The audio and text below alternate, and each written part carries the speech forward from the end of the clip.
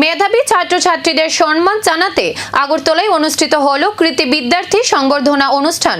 অখিল ভারতীয় বিদ্যার্থী পরিষদ ত্রিপুরা প্রদেশের উদ্যোগে বরদোয়ালি কৃষ্টি ভবনে আয়োজিত হয় মহারানী তুলসীবতী কৃতি বিদ্যার্থী সংবর্ধনা অনুষ্ঠানে প্রধান অতিথি হিসেবে উপস্থিত ছিলেন খাদ্য ও পরিবার কল্যাণ দপ্তরের মন্ত্রী সুশান্ত চৌধুরী।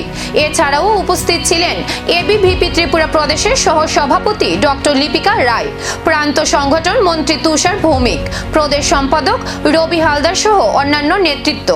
এদিন বিভিন্ন শিক্ষা প্রতিষ্ঠানের 540 জন কৃতি ছাত্রছাত্রীকে সংবর্ধনা ও সম্মাননা প্রদান করা হয়। আয়োজকদের বক্তব্য, শিক্ষার্থীদের মেধা ও সাফল্যকে স্বীকৃতি দেওয়ার পাশাপাশি আগামী দিনে আরো ভালো ফলাফলের জন্য তাদের উৎসাহিত করাই এই কর্মসূচির মূল উদ্দেশ্য।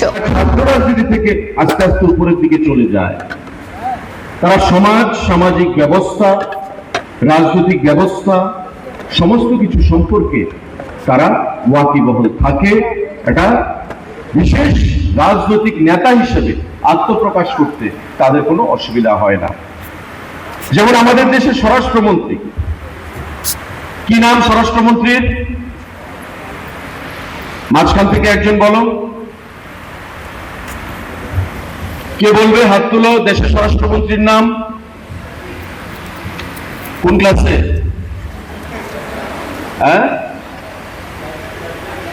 গার্জিয়ান বললে কি করে হবে? যে কোনো একজন বলো, স্বরাষ্ট্রমন্ত্রীর নাম কি? বলো বলো বলো, লজ্জার কিছু নেই। তুমি বলো, ওই যে উত্তরীয় পড়া আপনার। হ্যাঁ হ্যাঁ হ্যাঁ, একদম বলো বলো, কি নাম?